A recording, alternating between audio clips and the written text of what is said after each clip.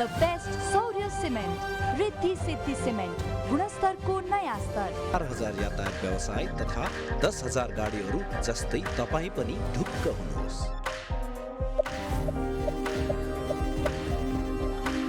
Jagadamba super sign तथा ग्याल्वा plus जस्ता पाता जीवन भरको भरोसा र नयाँ जमानाको ग्लो एन्ड लभली।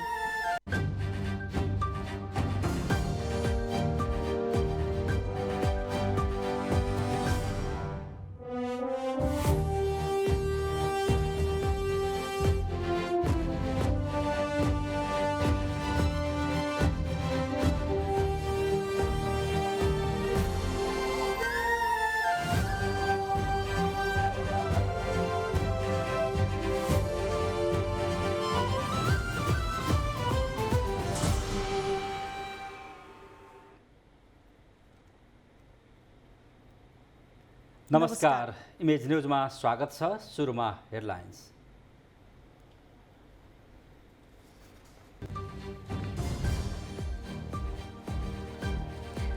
मङ्सिरभित्र सङ्घ र प्रदेशको चुनाव गर्ने प्रधानमन्त्री देउबाको प्रतिबद्धता।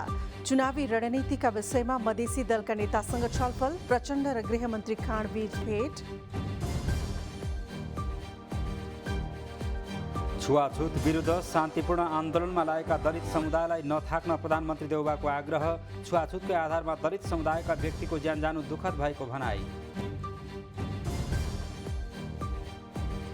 वंशवादको आधारमा उम्मेदवारी दिँदा काठमाडौँका जनताले चुनावमा नेताहरूको टाउकोमा लौरो वर्षाएको काङ्ग्रेस नेता पौडेलको टिप्पणी। मूर्ख निर्णय गरेर जनताको अपमान नगर्न आग्रह।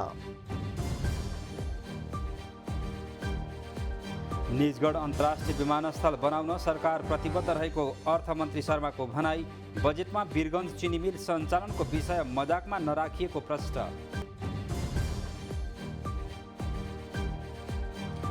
कोरोना संक्रमणपछि साउदी अरबद्वारा हज तीर्थयात्रीको पहिलो समूहको स्वागत। झण्डै 10 लाख व्यक्ति हजमा सहभागी हुने।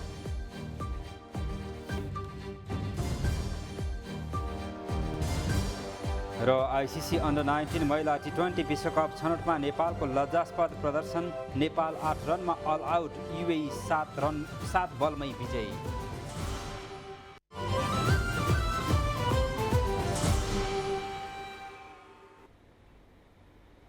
इमेज न्यूज अब विस्तारमा।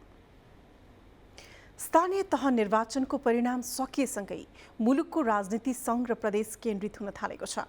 सत्तारूढ 5 दलीय गठबन्धनले सङ्घ र प्रदेशको निर्वाचनको मितिबारे छलफल सुरु भए पनि वर्तमान संसदको कार्यकाल भने विवादमा छ।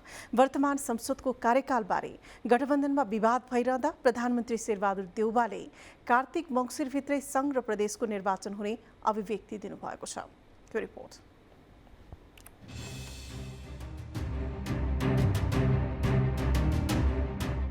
2074 साल मङ्सिर 10 र 21 गते 2 चरणमा सङ्घ र प्रदेशको चुनाव भएको थियो। निर्वाचन आयोगले समानुपातिक सहितको अन्तिम परिणाम फागुनमा दिएपछि निर्वाचित प्रतिनिधि सभाका सांसदहरूले फागुन 20 गते शपथ लिएका थिए। निर्वाचन मङ्सिरमा भएको तर शपथ फागुन 20 गते भएकाले प्रतिनिधि सभाको कार्यकाल मङ्सिरमा सकिन्छ कि फागुनमा भन्ने बारे राजनीतिक दलहरूबीच एकमत छैन। सत्तारूढ 5 दलीय गठबन्धनभित्र निर्वाचनको मितिबारे छलफल सुरु भए पनि प्रतिनिधि सभा र प्रदेश सभाको चुनाव मङ्सिर कि फागुनमा गर्ने भन्ने विवाद छ। सत्तारूढ गठबन्धनको नेतृत्व गरिरहेको दल नेपाली काङ्ग्रेस मङ्सिरभित्र चुनाव गर्नुपर्ने पक्षमा छ भने स्थानीय तह निर्वाचनको परिणामबाट असन्तुष्ट नेकपा एकीकृत समाजवादी र जनता समाजवादी पार्टी फागुनमा गर्नुपर्ने पक्षमा छ। माओवादी केन्द्रले भने मितिबारे ठोस धारणा ल्याएको छैन।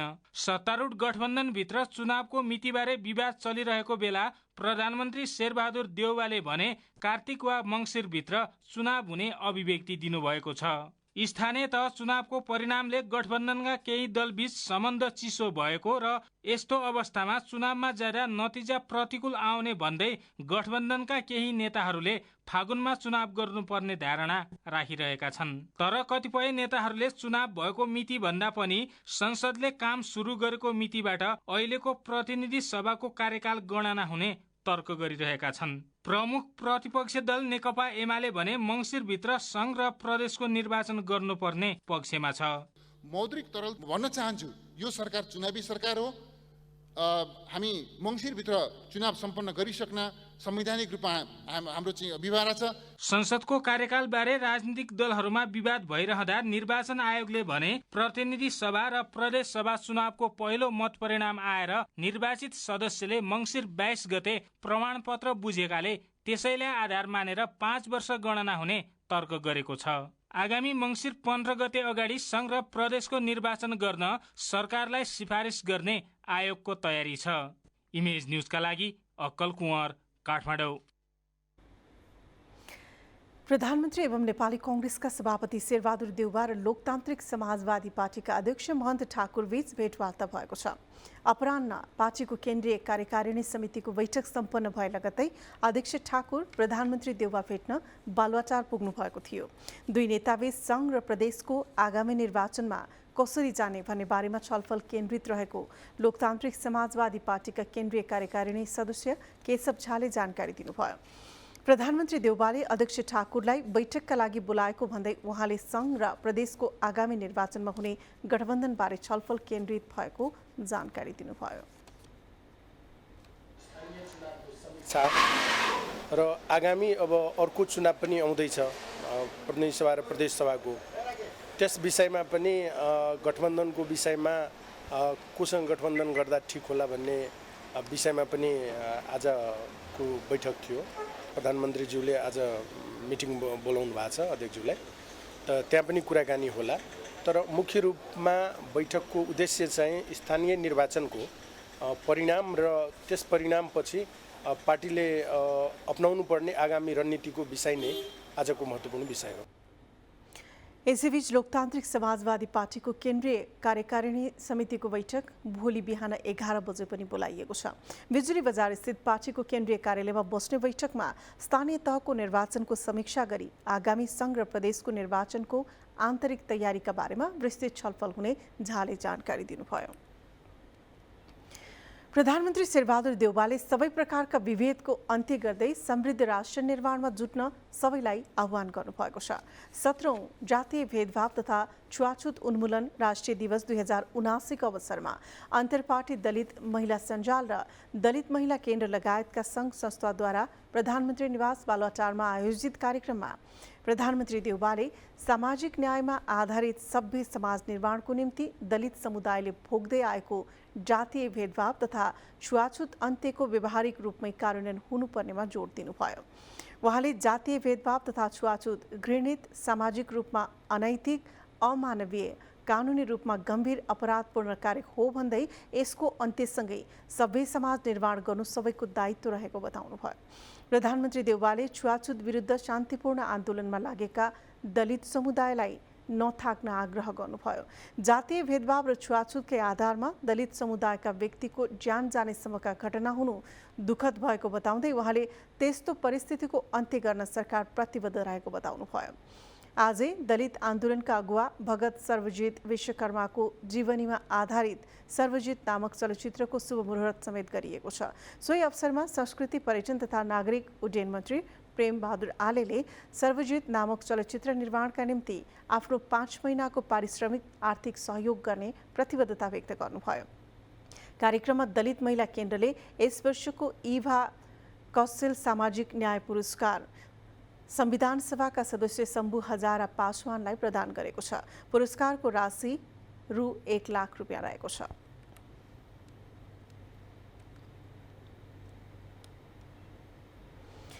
नेपाली कांग्रेसका वरिष्ठ नेता रामचन्द्र पौडेलले जनतालाई हेपेर निर्णय गर्दा काठमाडौँ महानगरपालिकाको मेयरमा कांग्रेस पराजित हुनु परेको बताउनु भएको छ।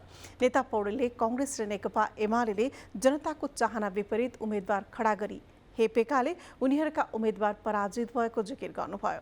कांग्रेसको नेतृत्व पंक्तिले वंशवादको आधारमा उम्मेदवारी दिएको भन्दै उहाँले जनताले त्यसको सजाय स्वरूप नेताको टाउकोमा लौरो लगाइदिएको टिप्पणी गर्नुभयो।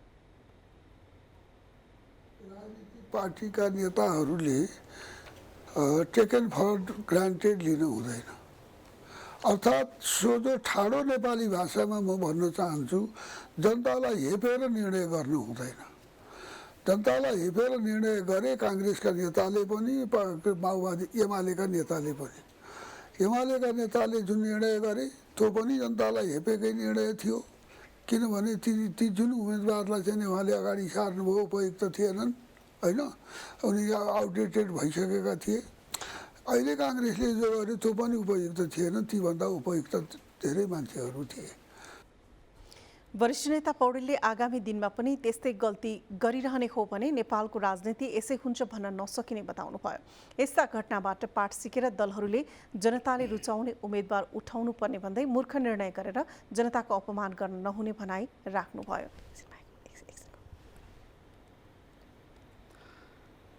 नेकपा एमालेका नेता छविलाल विश्वकर्माले आगामी सङ्घ र प्रदेशको निर्वाचनसम्म सत्तारूढ गठबन्धन नटिक्ने दावी गर्नुभएको छ। नेता विश्वकर्माले सत्तारूढ गठबन्धनलाई टिकाइराख्न पुष्पकमल दाहाल र माधव कुमार नेपालले एमालेले प्रधानमन्त्रीको प्रस्ताव गरिरहेको हल्ला फैलाएको जिकिर गर्नुभयो। 17औं जातीय भेदभाव तथा छुवाछुत उन्मूलन राष्ट्रिय दिवसको अवसरमा आज काठमाडौँमा आयोजित कार्यक्रममा उहाँले एमालेभित्र कसलाई प्रधानमन्त्री बनाउने भन्ने विषयमा छलफल नै नभएको तर गठबन्धनमा आफ्नो प्रभाव विस्तार गर्न दाहाल र नेपालले हल्ला फिजाएको बताउनुभयो।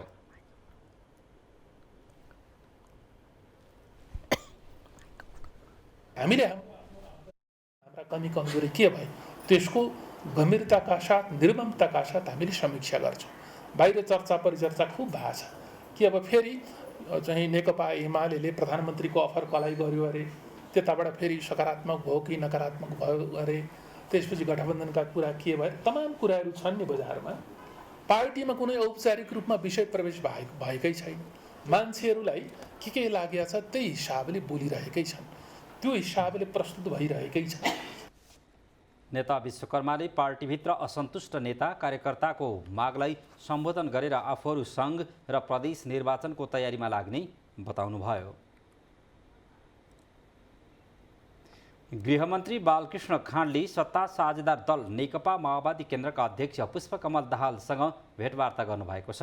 आज बिहान ललितपुरको खुमलटार स्थित प्रचण्डको निवासमा भएको भेटवार्तामा समसामयिक राजनीति, सङ्घीय संसदमा पेश भएको आर्थिक वर्षको बजेट, सरकारले संसदमा पेश गर्न लागेका विभिन्न विधेयकबारे छलफल भएको थियो। भेटमा स्थानीय तह निर्वाचनको समीक्षा र सत्तारूढ दलहरूको गठबन्धनलाई निरन्तरता दिने बारे छलफल भएको बताइएको छ। सरकारले प्रतिनिधि सभाको जारी अधिवेशनमा राजनीतिक दलहरू बीचको सहमतिमा नागरिकता विधेयक पेश गर्ने तयारी गरेको छ। यस विषयमा सरकारको तयारीबारे गृहमन्त्री खाँडले अध्यक्ष दाहाललाई जानकारी गराउनु भएको थियो। माओवादी केन्द्रको पूर्वस्थायी कमिटीको बैठक भोलिका लागि सारिएको छ। स्थानीय चुनावको समीक्षा, आगामी चुनाव एवं केन्द्रीय समितिको बैठकको एजेन्डा लगायतको विषयमा छलफल गर्न आजका लागि बोलाइएको पूर्वस्थायी कमिटीको बैठक शीर्ष नेताको व्यस्तताका कारण आजलाई स्थगित गरी भोलिका लागि सारिएको माओवादी केन्द्रले जनाएको छ। बैठक भोलि बिहान 8 बजे बस्ने जनाइएको छ।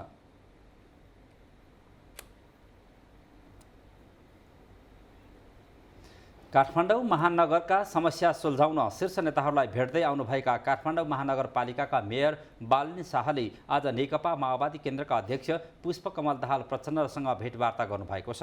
मेयर शाह आज बिहान प्रचण्ड निवास खुमलटार पुग्नु भएको थियो। भेटका क्रममा प्रचण्डले मेयर शाहलाई बधाई दिँदै देश र जनतालाई केन्द्रमा राखेर काम गर्न सुझाव दिनुभयो। प्रचण्डले बालेनको जित क्रान्ति भएको उल्लेख समेत गर्नुभयो। भेटमा काठमाडौँ उपत्यकाको फोहोर व्यवस्थापन लगायत समग्र विकासका विषयमा कुराकानी भएको प्रचण्डको निजी सचिवालयले जनाएको छ। प्रचण्डले बालेन र बालेन जस्तै स्वतन्त्रतालाई सदैव आफ्नो र आफ्नो पार्टीको सहयोग रहने बताउनुभयो। मेयर निर्वाचित भएपछि बालेनले प्रधानमन्त्री शेरबहादुर देउवा, एमाले अध्यक्ष केपी शर्मा ओली र शहरी विकास मन्त्री रामकुमारी झाँक्रीलाई यसअघि नै भेटिसक्नु भएको छ।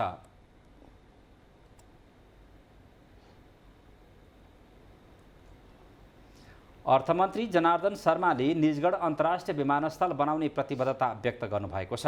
आज वीरगञ्ज उद्योग वाणिज्य सङ्घको 46औं साधारण सभामा मन्त्री शर्माले यस्तो प्रतिबद्धता जनाउनु भएको हो। अर्थमन्त्री शर्माले वीरगञ्ज चिनी मिल चलाउने कुरा बजेटमा उल्लेख गरिएको भन्दै त्यसलाई मजाकको रूपमा नलिन पनि आग्रह गर्नुभयो। उहाँले 5-7 महिनादेखि निरन्तर यसबारे गरेको अध्ययनबाट प्राप्त निष्कर्षका आधारमा चिनी मिल चलाउन सरकार तयार रहेको बताउनु भएको हो। मन्त्री शर्माले चिनी मिल सञ्चालनका लागि किसानलाई प्रोत्साहन गर्न र कच्चा पदार्थको उपलब्धता बढाउन वीरगञ्ज क्षेत्रकै उद्योगी व्यवसायीले पनि सहयोग गर्नुपर्ने बताउनुभयो। वीरगञ्ज चिनी कारखाना चलाउने हो, चलाउनु पर्छ।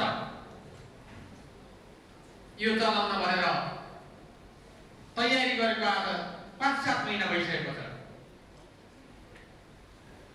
यो विगत भने जस्तै भन्नलाई भनेको होइन, चलाउनका लागि तपाईहरूले यहाँका किसानहरूलाई उत्साहित गरेर कच्चा पदार्थ उत्पादन गर्नमा यहाँहरूको स्थानीय पालिका र स्थानीय सरकारले मद्दत गर्नुहुन्छ कि हुन्न, लाग्नुहुन्छ कि हुन्न?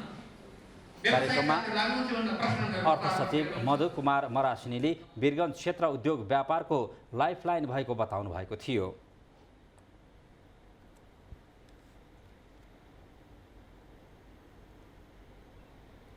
इमेज न्यूजमा पालो भएको छ ब्रेकको। ब्रेक अघि बाँकी हेडलाइन्स। वर्षा र सहकालका देवता रातो मच्छिन्द्रनाथको भोटो देखाउने जात्रा सम्पन्न। राष्ट्रपति भण्डारी सहित सरकारका उच्चपदस्थ व्यक्तिहरू सहभागी। आर्थिक वर्षको अन्त्यमा आइपुग्दा प्रदेश नम्बर 1 को खर्च क्षमता 54% सीमित। मध्य प्रदेशद्वारा आगामी आर्थिक वर्षको नीति तथा कार्यक्रम स्वीकृत। र तरलताले असर गरेको शेयर बजारलाई सरकारले सम्बोधन नगरेपछि 2000 को लाइनमा पुग्यो। दोस्रो बजारका लगानीकर्ता चरम निराशा।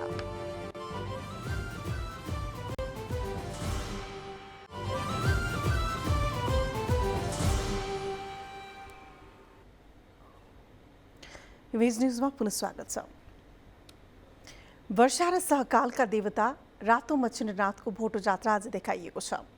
ललितपुरको 30 तोलबाट रातो मच्छिन्द्रनाथको रथ तानेर जावलाखेल पुर्याइएको चौथो दिन आज भोटो जात्राको साइत जुरेको हो। पुलचोकबाट तान्न सुरु गरिएको रातो मच्छिन्द्रनाथको रथ विभिन्न भाग परिक्रमा गरी 30 तोल लगनखेलबाट तानेर बिहिबार जावलाखेल पुर्याइएको थियो। भोटो जात्रा देखाउने समारोहमा राष्ट्रपति विद्यादेवी भण्डारी सहित विशिष्ट व्यक्तिहरू सहभागी हुनुभयो। आज बिहान बुङमतीबाट मच्छिन्द्रनाथको भोटो जावलाखेल ल्याइएको थियो। भोटो देखाइसकेपछि पुनः बुङमतीमै भोटो पुर्याइने गुठी संस्थाले जनाएको छ। सहकाल र वर्षाका देवता मानिने रातो मच्छिन्द्रनाथलाई ललितपुरको बुङमतीमा राखिने परम्परा छ भने हरेक वर्ष यहाँ रातो मच्छिन्द्रनाथको भोटो देखाउने जात्राको आयोजना गरिन्छ।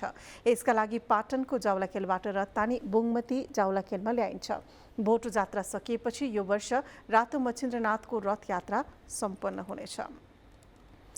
महिला तथा बालिकामाथि हुने यौनजन्य अपराधको घटनामा उजुरीका लागि हदम्याद राख्ने कानुनी व्यवस्था तत्काल हटाउन सरकारसँग माग गर्दै आज पनि काठमाडौँको माइतीघर मण्डलामा प्रदर्शन गरिएको छ।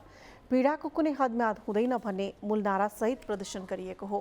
सडकमा पलेटी कसेर बसेका प्रदर्शनकारीहरूले पीडकलाई कडा कारबाही र पीडितलाई उचित क्षतिपूर्तिको व्यवस्था सरकारले नगरेसम्म आफूहरूको आन्दोलन जारी रहने चेतावनी दिए। उनीहरूले दया होइन न्याय दे, हामी चुप लागेर बस्दैनौँ, पीडाको कुनै हदम्याद हुँदैन भन्ने लेखिएको प्लेकार्ड प्रदर्शन गरेका थिए।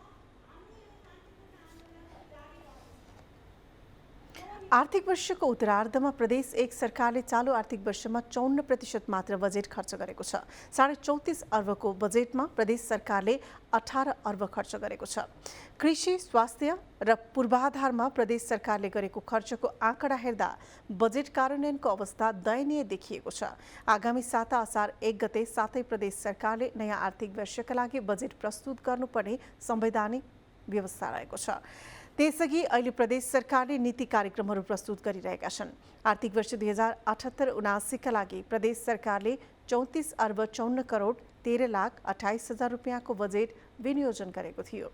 विनियोजित रकममध्ये जेठ 15 सम्म 18 अर्ब 47 करोड 23 लाख 18 हजार ₹868.14 मात्रै खर्च भएको छ। प्रदेश कोष तथा लेखा निर्देशनालयका अनुसार यो अवधिमा पुँजीगत तर्फ ₹9,24,49,24,278 खर्च भएको छ। चालुतर्फ ₹9,22,73,94,589 बजेट खर्च भएको छ। सरकारले चालु आर्थिक वर्षका लागि ₹17,97,07,32,000 पुँजीगत बजेट विनियोजन गरेको थियो।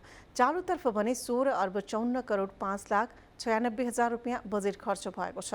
प्रदेश एक सरकारको आर्थिक मामिला तथा योजना मन्त्रालयले सबैभन्दा बढी 96% बजेट खर्च गरेको छ। सबैभन्दा कम 20.12% आन्तरिक मामिला तथा कानुन मन्त्रालयले खर्च गरेको छ। आर्थिक मामिला तथा योजना मन्त्रालयले ₹2,23,24,149 खर्च गरेको छ। सो मन्त्रालयका लागि चालु आर्थिक वर्षका लागि ₹2,07,26,42,000 बजेट विनियोजन भएको थियो। पुँजीगत तर्फ भने आर्थिक मामिला तथा योजना मन्त्रालयको ₹67,31,788 खर्च भएको छ। चालुतर्फ आर्थिक मामिला तथा योजना मन्त्रालयको ₹1,49,92,361 खर्च भएको छ।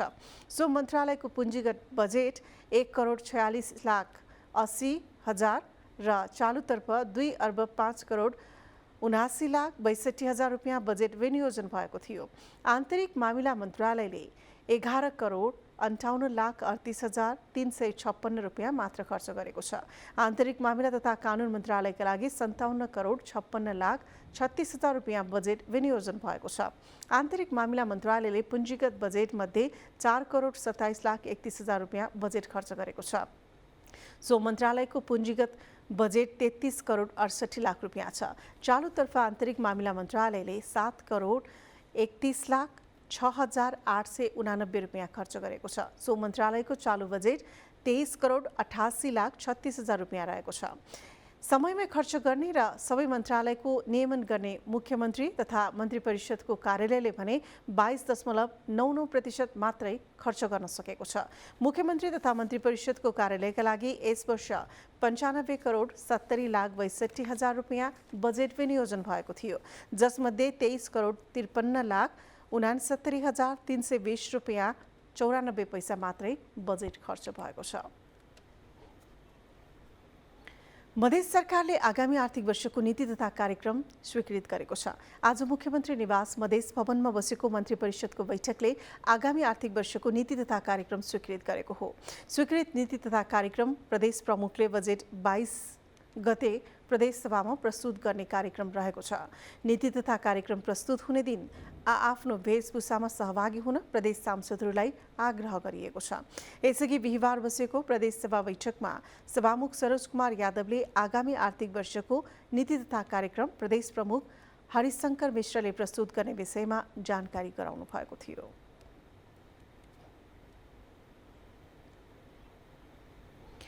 चीनको तिब्बतसँग जोडिएको बझाङको ताक्लाकोट नाकालाई वैधानिकता दिन बझाङवासीले माग गरेका छन्। तिब्बतसँग सिमाना जोडिएको यो नाका हुँदै वर्षेनी करोडौंको जडीबुटी निर्यात हुने गरेको भन्दै स्थानीयले नाका सुचालु गर्न माग गरेका हुन्। बझाङको सदरमुकाम चैनपुरबाट 85 किलोमिटरको दूरीमा रहेको नाका चीन र भारत जोड्ने नेपालको सबैभन्दा छोटो नाका हो। यहाँबाट वर्षेनी 3 करोड रुपियाँ बढीको यार्सा गुम्बा लगायत अन्य बहुमूल्य जडीबुटीको कारोबार हुने गर्दछ। सीमामा भन्सार कार्यालय स्थापना नहुँदा यो कारोबारबाट प्राप्त हुने राजस्व गुम्ने गरेको छ। कार्यालय स्थापनाका लागि स्थानीय निकायले पहल गरे पनि सरकारले बेवास्ता गरेकाले वैधानिकता पाउन सकेको छैन। बझाङबाट यार्सा गुम्बा, वनलसुन, कटुकी, सतुवा, 5 औले लगायत जडीबुटीहरू ठूलो निकासी हुने गरेको छ। तिब्बतबाट नुन, कपडा, जुत्ता र ठूलो परिमाणमा तिब्बती ब्रान्डका मदिरा आयात हुने गरेको छ। निजगढ अन्तर्राष्ट्रिय विमानस्थलको काम अघि नबढाउन सर्वोच्च अदालतले दिएको आदेशको पक्षमा काठमाडौँमा प्रदर्शन भएको छ। प्रभावित क्षेत्र टाङ्गियावासीले आज काठमाडौँको माइतीघर मण्डलादेखि नयाँ बानेश्वरसम्म र्यालीसहित प्रदर्शन गर्दै अदालतले दिएको फैसलाको पक्षमा ऐक्यबद्धता जनाएका हुन्। बिना विकल्प सो विमानस्थलको धावन मार्ग टाङ्गिया बस्तीमा बनाउने सरकारको निर्णयको विपक्षमा सर्वोच्च अदालतले आदेश दिएकाले त्यसको कार्यान्वयनको माग गर्दै आफूहरूले ऐक्यबद्धता स्वरूप प्रदर्शन गरेको स्थानीय नवराज सञ्जेलले बताउनुभयो। उहाँले तत्काल सो विमानस्थलका प्रभावित क्षेत्रका नागरिकलाई लाल पूर्जा सहितको जमिन व्यवस्था गर्न सरकारसँग माग गर्नुभयो। त्यो धावन मार्ग चाहिँ हाम्रो बस्ती जुन 50 वर्ष अगाडिदेखि त्यहाँ बसोबास गर्दै आइरहेको हाम्रो टाङ्गिया बस्ती थियो, त्यो बस्ती अमानवीय ढङ्गले शासकहरूले चाहिँ हामीलाई चाहिँ एउटा मानवीय व्यवहार पनि नगरिरहेको अवस्थामा अहिले जुन सर्वोच्च अदालतले जुन निर्णय दियो त्यो निर्णयको पक्षमा अब चाहिँ हामीले त्यहाँ विकास निर्माणको कामहरू गर्न पाउँछौँ कि विकासको पूर्वाधारहरू सरकारले दिन्छ कि भन्ने जुन एउटा आशा छ त्यसलाई मूर्त रूप दिनका लागि अब हामीले चाहिँ आज चाहिँ एउटा शान्तिपूर्ण र्यालीको कार्यक्रम गरिरहेछौँ। 50 वर्षदेखि बसोबास गर्दै आएका स्थानीयहरूलाई विस्थापित गराउने षड्यन्त्र राज्यबाट भइरहेको भन्दै उनीहरूले आपत्ति जनाएका हुन्। प्रभावित क्षेत्रका बासिन्दालाई सो बस्तीको विकल्पमा लाल पूर्जा सहितको जमिन तत्काल उपलब्ध गराउनुपर्ने स्थानीयको माग छ। पाल्पाको वग्नासकाली गाउँपालिकाको फरक क्षमता अपाङ्गता भएका सबै व्यक्तिलाई सामाजिक सुरक्षा भत्ता उपलब्ध गराउने भएको छ। सरकारले यसअघि रातो र नीलो कार्ड भएकालाई मात्रै भत्ता उपलब्ध गराएकोमा पालिकाले पहेँलो र सेतो कार्ड प्राप्त सबै अपाङ्गता भएका व्यक्तिलाई भत्ता दिने निर्णय गरेको छ। पहेँलो कार्ड भएकालाई मासिक 500 र सेतो कार्ड भएकालाई मासिक 300 का दरले अपाङ्गता भत्ता उपलब्ध गराउने पालिकाले निर्णय गरेको छ। निर्णयप्रति यहाँका स्थानीय खुसी छन्। यसैगरी महिला स्वास्थ्य स्वयंसेविकालाई मासिक 1000 प्रोत्साहन भत्ता दिने निर्णय गरेको छ। सो कार्यक्रम आगामी साउन 1 गतेबाट लागू हुने गाउँपालिका अध्यक्ष सरस्वती चिदीले बताउनुभयो। हिंसा पीडित महिलाका लागि लक्षित गरी परामर्श केन्द्र सञ्चालन गर्ने पालिकाले जनाएको छ। गाउँपालिका अन्तर्गत रहेको लिफ्टिङ खानेपानी योजनामा 60% विद्युत शुल्क पालिकाले नै बिहोर्ने निर्णय पनि भएको छ।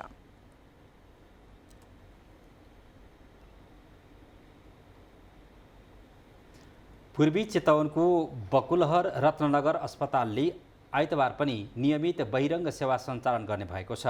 लगातार 2 दिन बिदा हुँदा बिरामीको चाप बढेको र सेवा लिन कठिन भएकाले आइतबार पनि बहिरङ्ग सेवा नियमित गरिएको हो। अस्पतालका मेडिकल सुपरिन्टेन्डेन्ट डाक्टर विश्वबन्धु बगालेले सातामा 2 दिन बिदा हुँदा सोमबार एकै दिन बिरामीको चाप बढेकाले आइतबार पनि नियमित बहिरङ्ग सेवा सञ्चालन गर्न लागि जानकारी दिनुभयो। बिरामीको चाप दिनदिनै बढ्दै गएकाले सेवा अवधि घटाउँदा झन् धेरै चाप परेको उहाँको भनाइ छ। अस्पतालले एक सूचना प्रकाशित गरी आइतबारको दिन समेत पूर्ववत रूपमा बहिरङ्ग सेवा सञ्चालन गरिने जनाएको हो। यही जेठ 22 गतेबाट यो नियम लागू भएको हो। सरकारले वैशाख 26 गतेको राजपत्रमा सूचना प्रकाशित गरी जेठ 1 गतेदेखि आइतबार सार्वजनिक बिदा गरे पनि शिक्षा र स्वास्थ्य क्षेत्रमा सो नियम लागू नगर्न दबाव थपिँदै गएको छ।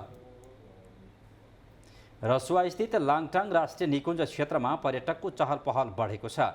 लाङटाङ क्षेत्रमा विगतभन्दा यो वर्ष दोब्बरले पर्यटक बढेको लाङटाङ राष्ट्रिय निकुञ्जले जनाएको छ। निकुञ्ज क्षेत्रका पदमार्ग पुनः सञ्चालनमा रहनु यस समयमा वर्षा कम भएकाले पर्यटकको आवागमनमा वृद्धि भएको बताइएको छ। निकुञ्जले यसै आर्थिक वर्षको 10 महिनामा 15,000 भन्दा बढी पर्यटक निकुञ्ज भित्रिएको जनाएको छ। निकुञ्जले विदेशी र सार्क राष्ट्रका पर्यटकको आवागमन बढी भएको जनाएको छ। पर्यटकीय क्षेत्र लाङटाङ आउने पर्यटक धार्मिक स्थल गोसाइँकुण्ड र तामाङ सम्पदा मार्गको अध्ययन अवलोकन गर्न पुग्ने गरेको निकुञ्जका प्रमुख संरक्षण अधिकृत प्रमोद भट्टराईले बताउनुभयो। यस्तै लाङटाङ लगायतका 1 दर्जन हिम श्रृङ्खला गोसाइँकुण्ड लगायतका विभिन्न कुण्ड ऐतिहासिक स्थल रसुवागढी विश्वको दुर्लभ रेड पाण्डा हिमचितुवा लगायतका जनावर पनि देख्न सकिने भएकाले यहाँ विदेशी पर्यटकको आकर्षण बढेको हो। केही समय अघिसम्म पर्यटकले खचाखच भरिएको सोलुखुम्बुको खुम्बु क्षेत्र अहिले सुनसान बनेको छ। पर्यटकीय सिजनमा भरिभराउ विमानस्थल, होटल, क्याम्पिङ साइट तथा दृश्यावलोकन गर्ने स्थलहरू सिजन सकिएसँगै सुनसान बनेका हुन्। हिमाल आरोहणको समेत सिजन भएकाले सबैभन्दा बढी पर्यटकको आवागमन हुने यस सिजन सकिन लाग्दा खुम्बु क्षेत्र सुनसान बन्दै गएको छ। पर्यटनको मध्य सिजनमा एकैपटक धेरै पर्यटकको आगमन हुँदा सेवा दिन समेत धौधौ परेको होटल व्यवसायीहरूलाई समेत यतिखेर भने फुर्सद मिलेको स्थानीय होटल व्यवसायी याङजी शेर्पाले बताउनुभयो। सिजनमा दैनिक 700 जनासम्म पर्यटक भित्रिएको खुम्बुमा अहिले भित्रिने पर्यटक फाटफुट्ट मात्र देखिन थालेका हुन्। विश्व वातावरण दिवसको अवसरमा आज काठमाडौँको बसन्तपुरबाट साइकल र्याली निकालिएको छ। वातावरणको रक्षा हाम्रो दायित्व, हाम्रो प्रतिबद्धता भन्ने नाराका साथ निकालिएको साइकल र्यालीमा वातावरणसँग सरोकार राख्ने विभिन्न सङ्घ संस्थाको सहभागिता रहेको थियो। र्यालीको उद्घाटन गर्दै काठमाडौँ महानगरपालिकाकी उपमेयर सुनिता डङ्गोलले प्रकृति रहे मानव जीवन रहने भन्दै प्रकृतिको संरक्षणमा लाग्न सबैसँग आग्रह गर्नुभयो। जलवायु परिवर्तनको असर अहिले विश्व समुदायले भोग्नु परेको भन्दै उहाँले वातावरण र प्रकृतिको संरक्षणमा जुट्दै यसको असर न्यूनीकरणमा लाग्नुपर्ने बताउनुभयो। मारवाडी युवा मञ्चका अध्यक्ष शैलेन्द्र शर्माले जलवायु परिवर्तनको असर नेपालमा पनि देखा पर्न थालेको र यसले मानव जीवनमा प्रत्यक्ष असर पारेको भन्दै युवा जगतलाई सचेत हुन आग्रह गर्नुभयो।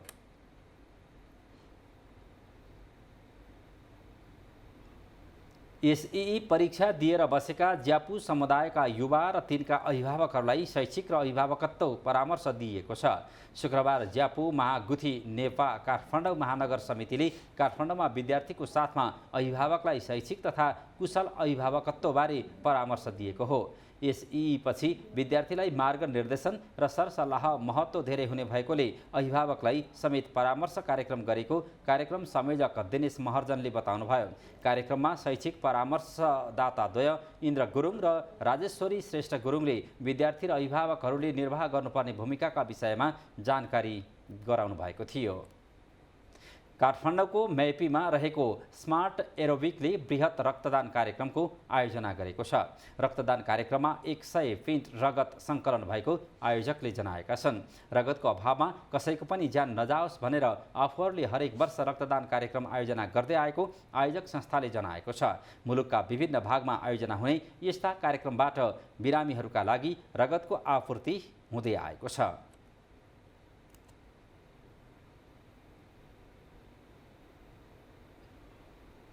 अब बिजनेस न्यूज। बिजनेस न्यूज का प्रायोजक मेरो देश मेरो जगदम्बा सिमेन्ट। सर्वोत्तम सिमेन्ट, सर्वोत्तम मजबूती। आगामी आर्थिक वर्ष 2079-80 बजेटपछि शेयर बजार उकालो लाग्ने शेयर बजारका पण्डितहरूको विश्लेषणलाई गलत साबित गर्दै यस साता बजार उल्लेख्य घटेको छ। सरकारले सङ्घीय संसदमा प्रस्तुत गरेको बजेटले दोस्रो बजारका लगानीकर्ताहरूलाई सम्बोधन नगरेपछि बजार 2000 को लाइनमा आइपुगेको छ। बजेटमा रेमिट्यान्स पठाउने नेपालीलाई आइपिओ निष्कासनमा कोटा तथा गैर आवासीय नेपालीलाई दोस्रो बजारमा कारोबार गर्न सिस्टम बनाउने बाहेक अन्य कुनै विषय सम्बोधन नभएपछि शेयर बजार लगानीकर्तामा निराशा छाएको हो। तरलताले असर गरेको बजारलाई बजेटले केही राहत दिने विश्वासमा रहेका लगानीकर्तालाई सम्बोधन नभएपछि बजार झन्झन ओह्रालो लागेको छ। गत वर्षको भदौमा 3198 को बिन्दुको उचाइ छोएको बजार 1120 अङ्क घटेर हाल 2078 अङ्कमा ओर्लिएको छ। साताको पहिलो कारोबारदेखि नै घट्न थालेको बजार साताभर निरन्तरता पायो। यस साताभर विद्युतपत्र बजार 145.8 अङ्कले घटेको छ। गत साता 11.31 अङ्कले बजार परिसूचक घटेको थियो। अघिल्लो शुक्रबार 2223.78 अङ्कमा रहेको बजार साताभर 145 अङ्कले घटेर 2078.7 अङ्कमा ओर्लिएको छ। कारोबार रकम पनि यस साता सामान्य रूपमा घटेको छ। गत साता करिब 7 अर्ब कारोबार भएको बजारमा यस साता भने 6 अर्ब 17 करोड रुपैयाँ बराबरको शेयर खरिद बिक्री भएको छ। उपसमूहतर्फ यस साता कारोबार भएको समूहको शेयर मूल्य पनि उल्लेख्य कमी आएको छ, जसमा बैंकिङ समूह 101.37 अङ्क, व्यापार समूह 220.27 अङ्क, होटल तथा पर्यटन समूह 119.54 अङ्कले घटेको छ। त्यस्तै विकास बैंक समूह 206.34 अङ्क, जलविद्युत समूह 126.7 अङ्क, फाइनान्स समूह 84.22 अङ्क, निर्जीवन बीमा समूह 947.78 अङ्क, म्यानुफ्याक्चरिङ एन्ड प्रोसेसिङ समूह 370.96 अङ्कले घटेको छ। अन्य समूह 113.93 अङ्क, माइक्रो फाइनान्स समूह 251.84 अङ्क, जीवन बीमा समूह 916.65 अङ्क, म्युचुअल फन्ड समूह 0.55 अङ्क तथा लगानी समूह 4.22% घटेका छन्।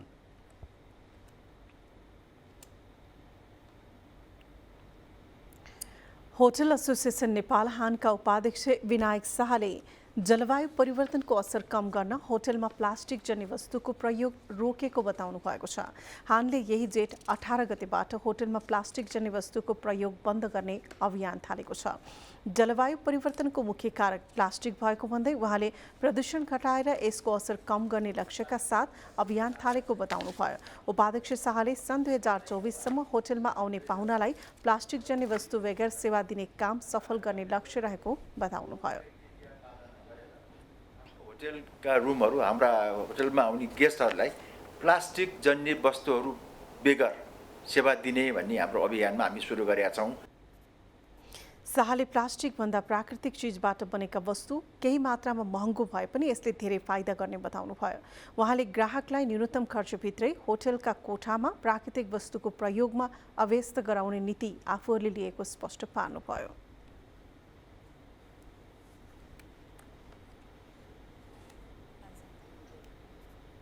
बिजनेस न्यूज का प्रायोजक मेरो देश मेरो जगदम्बा सिमेन्ट। सर्वोत्तम सिमेन्ट, सर्वोत्तम मजबुती। इमेज न्यूजमा फेरि पालो भएको छ ब्रेकको। ब्रेक अघि बाँकी हेडलाइन्स।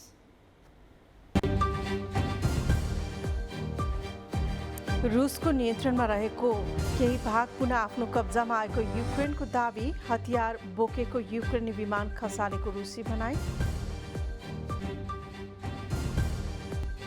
र कान्तिपुर हाफ म्याराथनमा पुरुषतर्फ सशस्त्र प्रहरीका गोपीचन्द्र पार्की प्रथम। नेपाल प्रहरीकी राजपुराले उचालिन महिलातर्फको उपाधि। विजेतालाई 1 लाख रुपैयाँ पुरस्कार।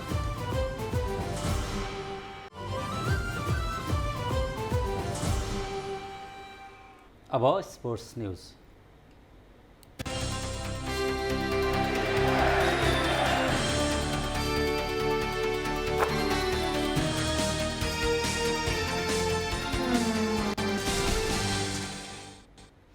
आइसिसी अन्डर 19 महिला T20 विश्वकप एसिया छनौटमा नेपाल युएईसँग लज्जास्पद ढङ्गले हार बेहोर्न बाध्य भएको छ। मलेसियाको युकेएम ओभलमा आज भएको खेलमा नेपाललाई युएईले 10 विकेटले हराएको हो। नेपालले दिएको 9 रनको लक्ष्य युएईले 1 ओभर 1 बलमा बिना विकेटको क्षतिमा पुरा गर्यो। युएईको जितमा तीर्था सतीशले अभिजित 4 रन जोडिन्। लाभन्या केनी 3 रनमा अभिजित रहिन्। त्यसअघि टस जितेर पहिले ब्याटिङ गरेको नेपालले 8 ओभर 1 बलमा अल आउट हुँदै 8 रन जोडेको थियो। इतिहासकै खराब प्रदर्शन गरेको नेपालका लागि स्नेहा महराले 3 तथा मनिष राणाले अभिजित 2 रन जोडिन्। किरण कुमारी कुँवर, अनु कडायत र आसमा पुलामी मगरले 1-1 रन जोडे। अञ्जली कुमारी विश्वकर्मा, साना प्रवीण, सृष्टि जैसी, कृतिका मरासिनी, रञ्जु श्रेष्ठ, अलिसा कुमारी यादव 0 रनमा आउट भए। युएईका महिका गौरले 5 विकेट लिइन्। इन्दुजा नन्दकुमारले 3 विकेट हात पारिन्। छनौटमा नेपालको यो पहिलो हार हो। शुक्रबार नेपालले कतारलाई 79 रनले हराएको थियो। युएईको भने यो लगातार दोस्रो जित हो। पहिलो खेलमा युएईले भुटानलाई 160 रनले हराएको थियो। छनौटमा नेपालसहित आयोजक मलेसिया, युएई, थाइल्यान्ड, भुटान र कतार रहेका छन्। शीर्ष टोलीले दक्षिण अफ्रिकाको टिकट काट्नेछन्। अब नेपालले सोमबार भुटान विरुद्ध खेल्नेछ। त्यस्तै मङ्गलबार थाइल्यान्ड र बिहिबार मलेसिया विरुद्ध खेल्नेछ। नेपाल क्रिकेट सङ्घ क्यानले एसिसी महिला T20 च्याम्पियनसिपका लागि प्रारम्भिक महिला क्रिकेट टिमको घोषणा गरेको छ। क्यानले आज एक विज्ञप्ति जारी गर्दै एसिसी महिला T20 च्याम्पियनसिपका लागि प्रारम्भिक चरणमा 19 जनाको महिला टिमको घोषणा गरेको हो। एसिसी महिला T20 च्याम्पियनसिप मलेसियामा आयोजना हुनेछ। एसिसीले सहभागी टोलीलाई 2 समूहमा विभाजन गरेर खेल तालिका सार्वजनिक गरेको छ। नेपाल रहेको B समूहमा हङकङ, कुवेत, भुटान र बहराइन रहेका छन्। यस्तै समूह एमा मलेसिया, युएई, ओमान, कतार र सिङ्गापुर छन्। च्याम्पियनसिप जुन 17बाट सुरु हुनेछ। च्याम्पियनसिपमा नेपालले भुटानसँग खेल्दै प्रतियोगिताको सुरुवात गर्नेछ। खेल जुन 17मा हुनेछ। फाइनलमा प्रवेश गरेका 2 टोली अक्टोबरमा आयोजना हुने महिला T20 एसिया कपमा छनौट हुनेछन्। छनौट हुने टोली भारत, पाकिस्तान, श्रीलङ्का र आयोजक बङ्गलादेश जस्ता टोलीसँग एसिया कप खेल्नेछन्। कान्तिपुर हाफ म्याराथनको 10औं संस्करण अन्तर्गत पुरुषतर्फको 21.1 किलोमिटरको हाफ म्याराथनमा सशस्त्र प्रहरी बलका गोपीचन्द्र पार्की प्रथम भएका छन्। महिलातर्फ नेपाल प्रहरीकी राजपुरा पछाइ प्रथम हुन सफल भइन्। पार्कीले 1 घण्टा 7 मिनेट 41 सेकेन्डमा निर्धारित दूरी पुरा गरे। पार्की 13औं दक्षिण एसियाली खेलकुद सागमा 5000 मिटर दौडमा स्वर्ण पदक विजेता समेत हुन्। त्यसैगरी पछाइली निर्धारित दूरी 1 घण्टा 19 मिनट 10 सेकेन्डमा पुरा गरिन्। त्रिभुवन आर्मी क्लबका दीपक अधिकारी 1 घण्टा 7 मिनट 50 सेकेन्डमा निर्धारित दूरी पुरा गरेर दोस्रो हुँदा आर्मीकै मुकेश पालले 1 घण्टा 8 मिनट 47 सेकेन्डमा दूरी पार गरी तेस्रो भए। त्यस्तै महिलातर्फ सशस्त्र प्रहरी बलकी पुष्पा भण्डारी 1 घण्टा 22 मिनट 5 सेकेन्डमा र नेपाल पुलिस क्लबकी रोबा विष्टले 1 घण्टा 30 मिनट 42 सेकेन्डमा निर्धारित दूरी पार गर्दै क्रमशः दोस्रो तथा तेस्रो स्थान हासिल गरे। प्रथम हुनेले 1 लाख रुपैयाँ पुरस्कार पाएका छन्। हाफ म्याराथनसँगै कर्पोरेट दौड 5 किलोमिटर, व्हिलचेयर रेस 3 किलोमिटर गरी 3 विधामा प्रतिस्पर्धा भएको थियो। आइसिसी पुरुष क्रिकेट विश्वकप लिग 2 अन्तर्गत नेपाली राष्ट्रिय क्रिकेट टोलीले आज राति 9:15 बजे दोस्रो अभ्यास खेल खेल्दैछ। सिरिजका लागि अमेरिकामा रहेको नेपालले अमेरिकाको ह्युस्टन हरिकेन्ससँग अभ्यास खेल खेल्न लागेको हो। सिरिजको तयारी स्वरूप नेपाली टोलीले अभ्यास स्वरूप खेल्न लागेको खेल 50 ओभरको हुनेछ। यसअघि नेपालले नेपालका पूर्व खेलाडीहरूको क्लब नेपाली अल स्टार्ससँग खेलेको खेलमा 4 विकेटको पराजित भएको थियो। सिरिजमा नेपाल, अमेरिका र ओमान बीच प्रतिस्पर्धा हुनेछ। सिरिज अन्तर्गत नेपालले पहिलो खेलमा ओमान विरुद्ध खेल्नेछ। नेपाल र ओमान बीचको खेल जुन 9 मा हुनेछ। यस्तै नेपालले दोस्रो खेल अमेरिका विरुद्ध जुन 11 मा खेल्नेछ।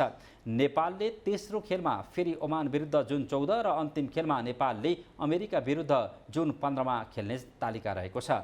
नेपालले अहिलेसम्म 12 खेल खेलेको छ, जसमा नेपालले 6 जित र 6 खेलमा हार बेहोरेको छ भने लिग 2 को अङ्क तालिकामा नेपाल 6औं स्थानमा रहेको छ।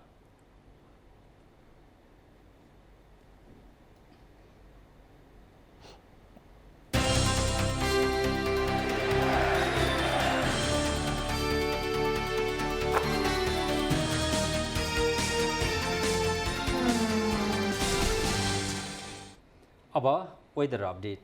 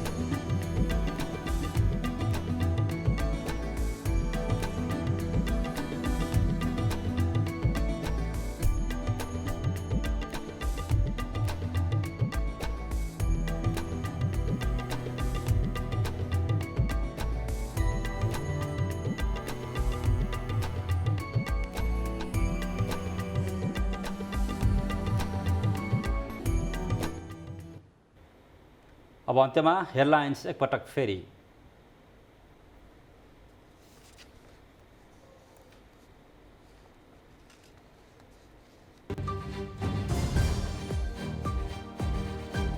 मङ्सिरभित्र सङ्घ र प्रदेशको चुनाव गर्ने प्रधानमन्त्री देउवाको प्रतिबद्धता। चुनावी रणनीतिका विषयमा मधेसी दलका नेतासँग छलफल।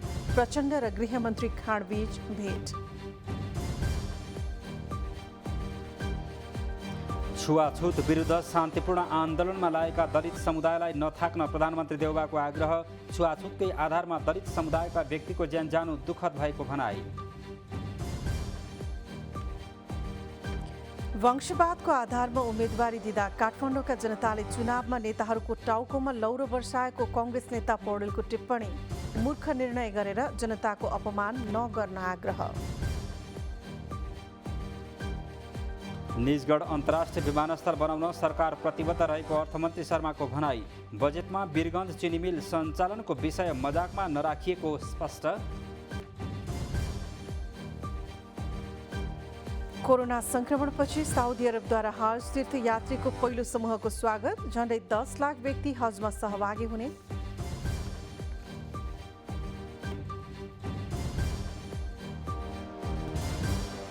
र आइसिसी अन्डर-19 महिला टी20 विश्वकप छनौटमा नेपालको लज्जास्पद प्रदर्शन। नेपाल 8 रनमा अल आउट, युएई 7 बलमै विजयी। हवस् त इमेज न्युज अहिलेलाई सक्यो। इमेज न्युज तपाईँले हाम्रो वेबसाइट imagekhabar.com मा हेर्न सुन्न अनि पढ्न सक्नुहुनेछ। इमेज च्यानल हेर्दै रहनुहोला। नमस्कार।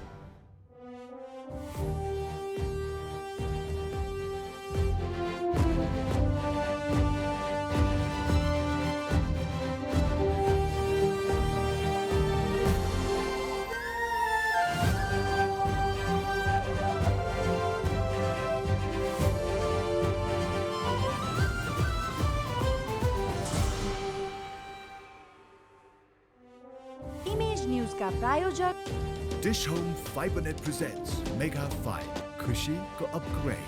म पनि आजै नेपाल टेलिकमको एन्टी फाइबर सेवा लिन्छु। नेपाल टेलिकम राष्ट्रको सञ्चार।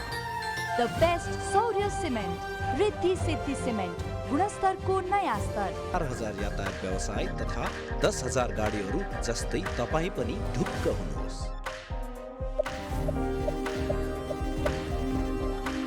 जगदम्बा सुपर साइन तथा ग्याल्वा प्लस जस्ता पाता जीवनभरको भरोसा र नयाँ जमानाको ग्लो एन्ड लभली।